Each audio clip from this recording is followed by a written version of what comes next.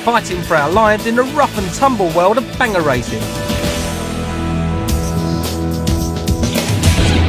Here's a dilemma. I'm a family man and I regularly carry loads of stuff around with me, so I need space and plenty of it. But I also want a car that's fun to drive and looks good. Maybe this. The Saab 9.5 Estate is the answer. Not if you could have one of these, an estate that's even more striking than its saloon sibling.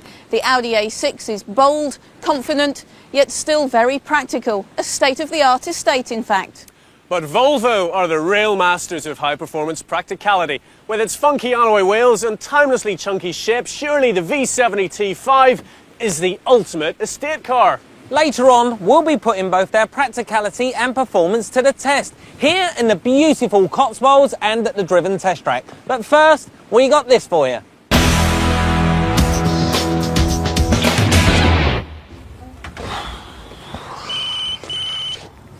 Yeah, hello. Oh, look, I've already explained it to them, okay? It's Friday evening, I'm off home, I'll talk to you... For most of us, the working week doesn't end when you leave the office because the journey home can be as stressful as any business meeting. But get hold of BMW's new 60 grand M5 and the weekend starts as soon as you jump behind the wheel. If you were to ask BMW to describe the M5 to you, all they'd say is, it's a businessman's express. Now, I think they're being a little bit coy. Then again, understatement really is the M5's watchword. Sure, there's a huge front spoiler, and it's sitting on very chunky 18-inch alloy wheels. But then again, it really is also pretty discreet. The ride quality is firm, but still very comfortable. The seats, well, they are terrifically supportive, and they adjust virtually every way you can possibly imagine. The dashboard, well, it's fantastically functional in the traditional BMW style. It's even got a television, for heaven's sake, although obviously as I'm driving along I can't watch it, although I could listen to it. But I'm wafting home from the office. It's a pleasant Friday evening, so I think we want a bit of Radio 2. There we are. Thank you very much. 'Cause I'm leaving on a jet plane. Don't know when I'll be back again.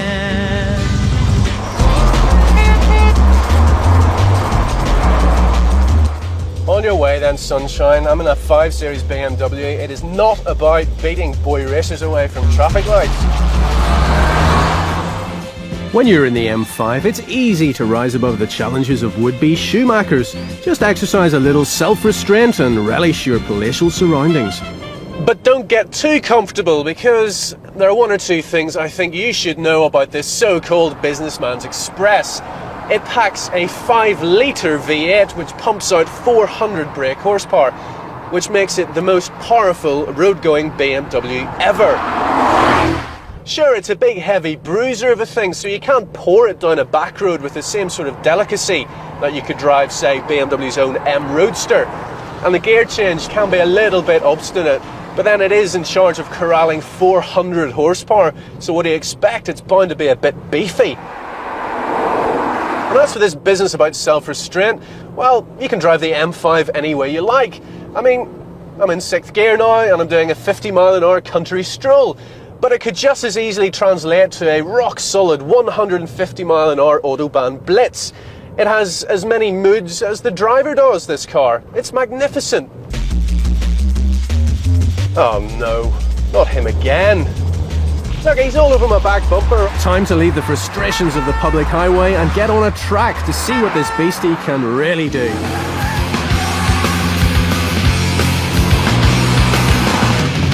Turn off the traction control system and the M5 starts to wag its tail. Press the sport button and the computer will weight up the steering and make the throttle more responsive, and your comfortable 5 Series starts to show its true colours. It'll do 0 to 60 in 5 seconds, this car, and 186 miles per hour as well if it wasn't limited to 155. It can also generate such extreme sideways cornering forces that there are extra suction pumps in the engine to ensure that all the oil lubricating it doesn't get trapped at one side. That's amazing technology. Turn in, on the power. A beautifully controllable car. For a car that weighs as much as this, 1 3/4 tons, to be able to throw it around like that, it gives you so much confidence. It really is talking to me. It's letting me know everything that's going on. Okay, well, let's state the obvious then. This car is truly spectacular and I absolutely love it. But here's one word of warning: even if you do think you're a pretty handy driver, leave the M5's traction control system firmly switched on when you're driving on the public road. Remember, this car weighs 1 3/4 tons, so that's an awful lot of kinetic energy to be flinging through corners.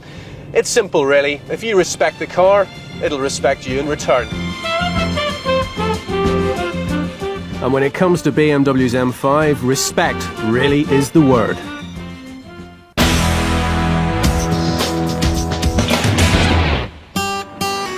Estate cars these days can combine everything you might want from a stylish saloon, plus all the advantages of that extra space. So which of these three cars can cut the mustard? The all-new Saab 9.5 or its fierce rivals, the Audi A6 Avant, and the mother of all estates, the Volvo V70 T5. There hasn't been a Saab estate for the last 20 years, but that lack of practice hasn't stopped the 9.5 from becoming one of the most shapely load luggers money can buy. Nicely proportioned and highly distinctive. Yep, if you like Saabs, then you're going to love this. You see, Swedish design is all about function and not about frippery. Just look at the dash, it's fantastic. Nice big chunky knobs and switches and plastics that feel solid. I reckon in 100,000 miles time this car's going to feel as good as new. On the minus side, it's a bit cramped in here for such a big car, especially in the rear, and it doesn't drive as good as it should do. The steering's a bit vague, and its softly sprung suspension means it wallows a bit. Nope, I reckon it'd be much nicer to just sit in these nice big cosy chairs and watch the world go by. One problem though, nice cup holders, but there's nowhere to put my pipe. I don't believe it. Move over, Grandad. These days, Audi really does seem to be the car of choice for those upwardly mobile go-getters, and even they have to cart things around from time to time, and the svelte A6 is more than happy to oblige. Few cars can get close to its superior sense of well-being or its sheer quality of design and execution. Its 165 brake horsepower 2.4-litre V6 engine isn't as powerful as the Volvos or the Saab, but it's much more refined. It's also the easiest to drive quickly, although its slightly inert steering and oddly spring-loaded gear change don't encourage genuine enthusiasm. But hey, all the more time to sit back and enjoy its very classy interior and its firm but comfortable seats. Yeah, you're more likely to find some hand-painted mosaic Italian floor tiles and a freshly purchased espresso maker in the back of here than the traditional occupant of what Jason's driving.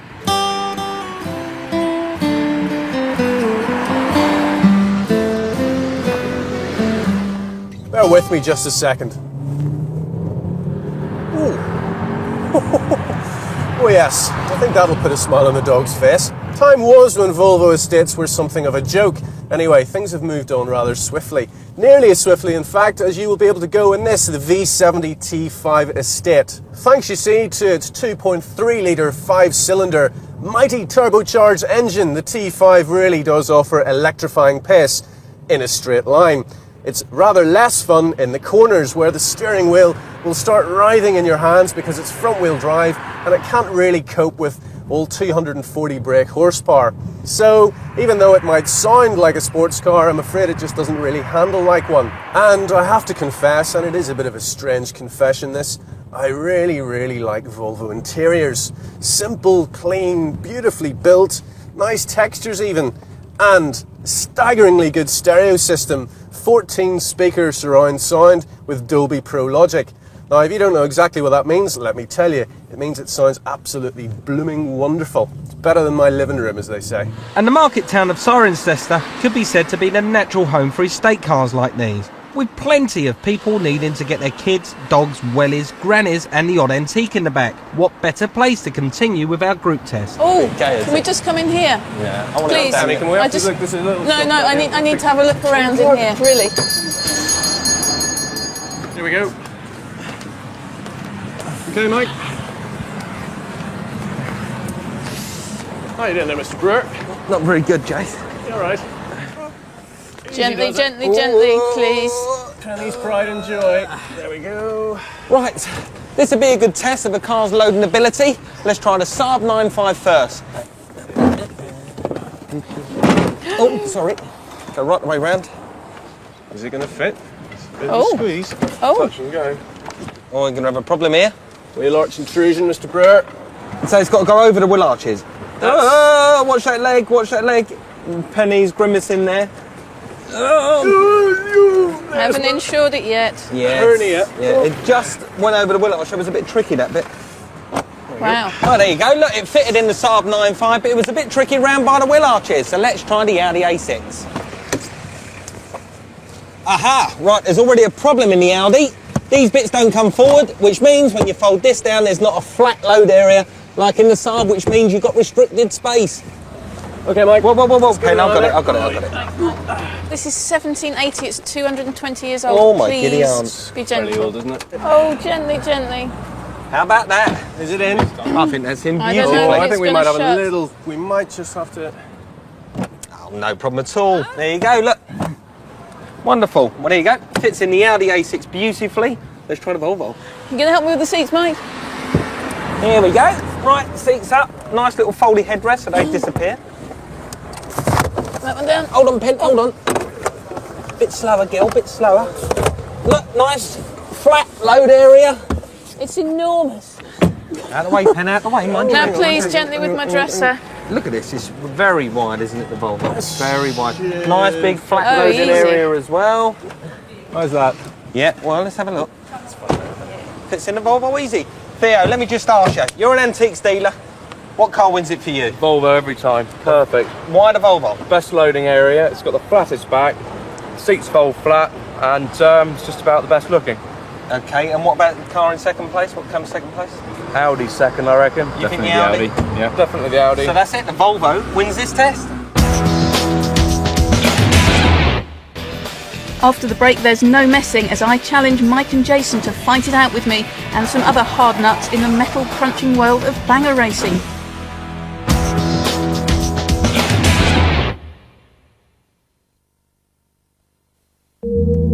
Conventional oil cannot protect properly until it reaches a critical temperature.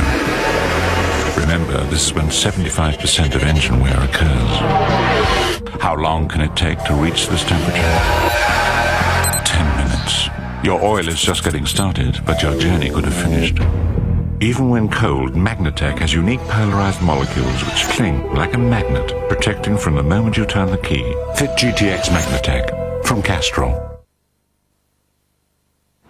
AA roadside cover costs just £43, and if you join now, your partner gets free cover for a year.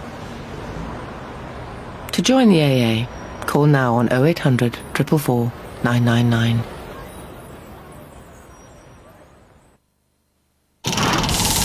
Pay as you go, from 1 to 1. No monthly bills, no contracts to sign, and now calls from just 2p a minute. It's up to you, from 1 to 1.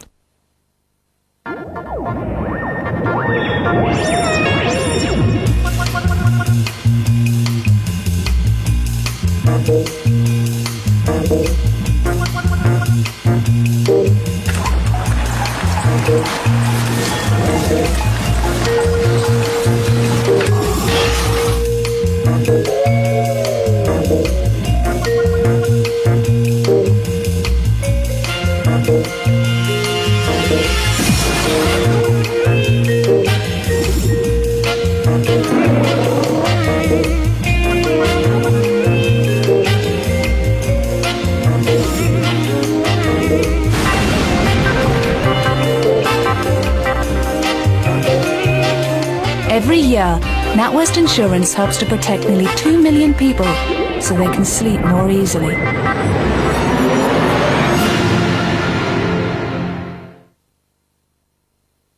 As basic engines take longer to warm up, they suffer more damage. So now, there's GTX Magnatec for basic engines. The Audi A4 has been judged best car in its class 3 times in the UK. Now, improved rear suspension delivers a smoother ride. And of the many refinements, climate control is fitted as standard on most models. It's easy to get carried away when you test drive the new Audi A4. So, Wherever you get to, don't forget to bring it back. Call 0345 699 777 for your test drive.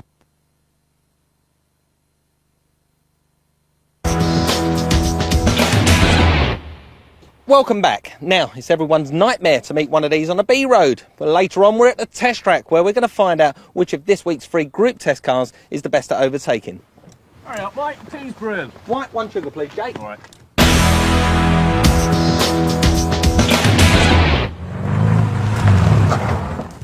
This week on Driven, it's showdown time. Regular viewers may remember a couple of weeks ago, Jason winning our kit car challenge, narrowly beating our penny here. But tonight, at last, I get a chance to get my own back on Jason, because this week the Driven team are going banger racing at Arlington Stadium. And I'll be doing my very best to make it 2 out of 2. And I'm fed up with being a commentator, so it's time for me to throw down the gauntlet and join in the fun. May the best presenter win. So who would you put your money on? Dastardly Jason Barlow and his Red Ford Sierra. Ex-rally champion Penny Pitstop Mallory and her decidedly unex-rally championship White Maestro. Or me, no Muttley jokes thank you very much, with my rusty steed and 1984 Blue Sierra.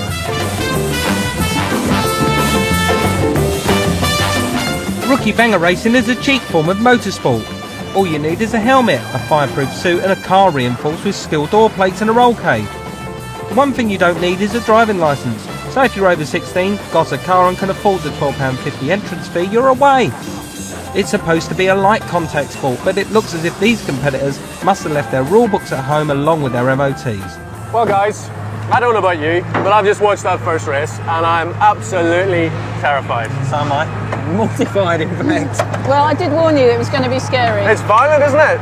It's so It's aggressive. violent, it's metal, crunching, twisting. I mean, just some of the damage around in this car park is making me feel like I want to go home. I mean, there's banging going on in the background. That's a dead car. Dead car. Dead car? Dead scared, more like. And after an hour's nail-biting wait, things weren't much better as we lined up for our qualifying heat. We're on the starting grid now, we're just behind the pace car. I'm very, very, very scared. It's in the go. Oh, here we go, we're off. The main aim of banger racing is to stay on the track as long as possible. And with these guys all queuing up to claim the Driven Team Scouts, that may not be very long at all. Just look at the bend ahead. This is a very slippery corner, this one. There's lots of oversteer through there. You're not kidding, Jake, it's more slippery than a jellied eel. Oh, there's all sorts of mayhem going on here. And I reckon the best tactic is to avoid it all, but that's easier said than done. And meanwhile, I'd started to attract a bit of unwanted attention, as you can see from the rear view camera attached to my car.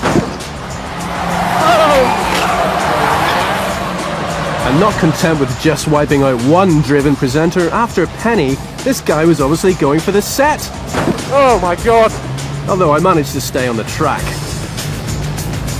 And while Penny was trying to rejoin the race, I was keeping my nose clean and beginning to get the hang of banger racing.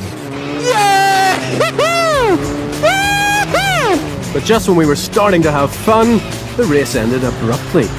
Oh no, we've got a red light, so we've got lots of activity.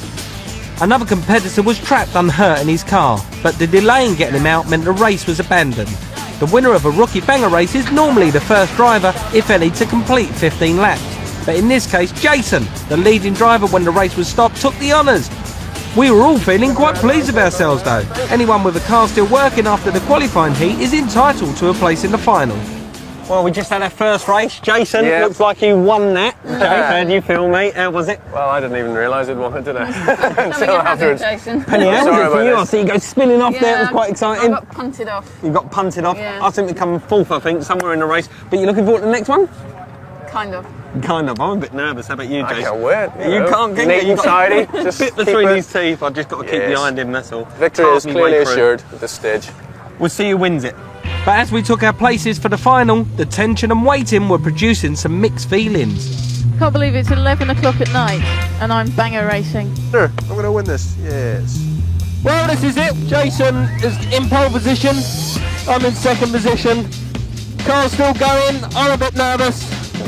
We're off out round with the pace car. You can hear everyone cheering me on, which is really sweet.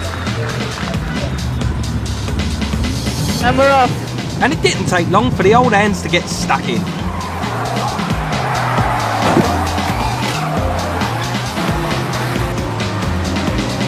Just stay out of trouble, Mike. Rears in front. Annie, I'm going to force him to make a big error. That's what I'm going to do. Jason's blocking my line. I'm way out in the lead here. I want to keep this car going. Wait till he gets caught up in some traffic, I think. That could happen at this corner. While Jason was hunting Mike down, I was just concentrating on keeping some distance between my car and the pack behind me. Unsuccessfully, as it turned out. Keep it going, somebody's just knocked me off again.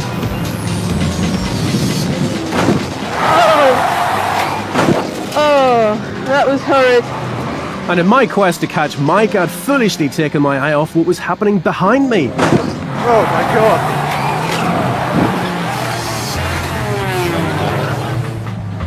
I'm coming round now to the back straight, going round the bend. Jason's up on my right hand side. As I tried to start my car again to re-enter the race, I was completely unprepared for what happened next. Oh my God. So with Penny and Jason out of the race, that just left me to uphold the driven team's honour. I'm winning this race. Oh, my car's gone sideways, I'm gathering it back up. Oh. But I knew that beginner's luck just couldn't hold out. Oh, he nearly punted me.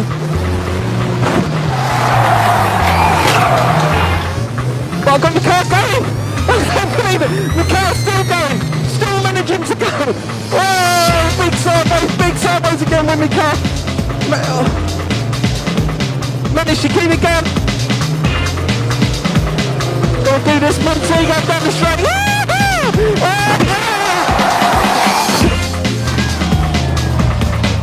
Yeah! I'm winning!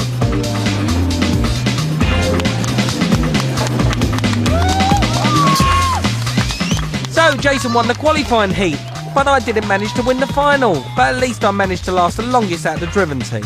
Well, Jason, I have to hand it to you. You've done it. You've beaten me again. No, you won thank your you. heat. Well done. Thank you very much. So I've got a nice little trophy. Cheers, Mike. Well done, Jason. But on that note, we have to say, Penny, We man do. of the day, Yes. commentator turned racer, brilliant performance. Very, very Lasted well the driven. longest Thank you time very in the final much. heat. Yes, well well done. done.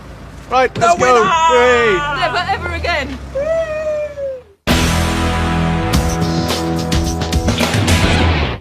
After that, I'm glad to be back at the group test, but we're not in the clear yet as we're going to put the Saab 9.5 Estate, the Audi A6 Avant and the Volvo V70 through our time exposed to danger test.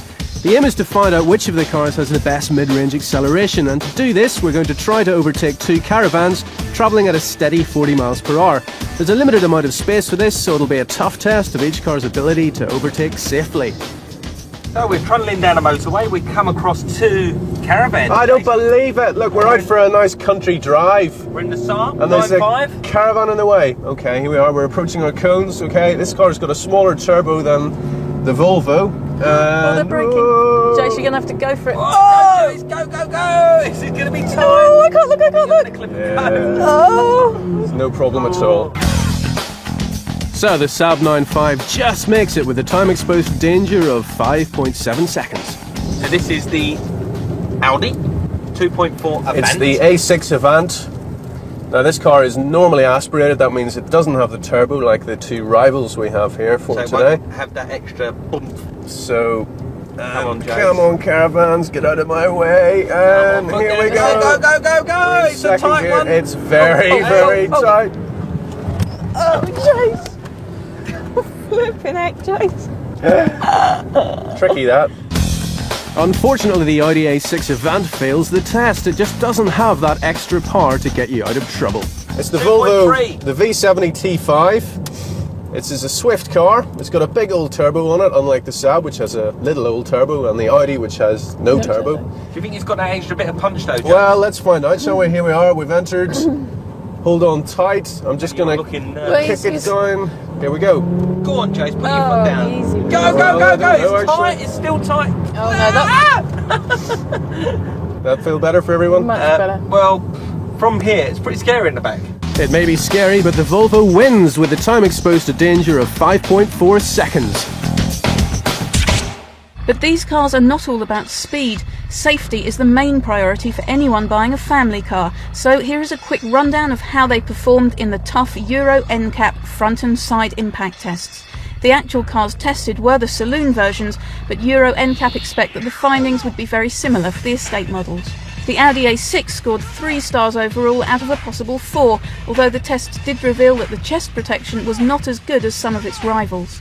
The performance of the Volvo was almost good enough to earn it a 4th star, but was let down by the protection it offered to occupants in a frontal impact, especially the driver's legs and feet. The Saab 9.5, however, got a top score of 4 stars, and of our 3 cars, it offers the best protection for the driver and passenger. It has to be said that all 3 cars have high standards of safety, but if that is your main concern, the Saab 9.5 comes out on top.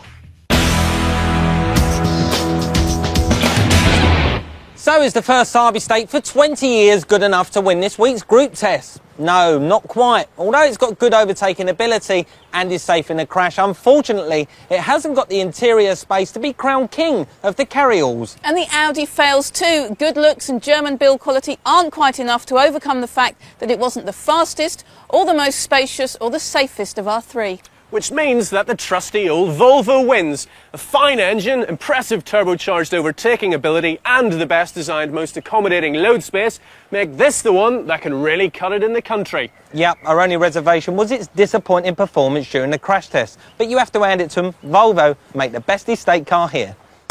That's it for this show. On next week's programme, we up the ante with some sporty saloons. Can the new kid on the block, the Lexus IS200, compete with a 3 Series BMW or X-Car of the Year, the Alfa 156? It may not be good enough for James Bond anymore, but it's without doubt good enough for us. The Aston Martin DB7 Vantage is as classy as they come, and Penny finds out why.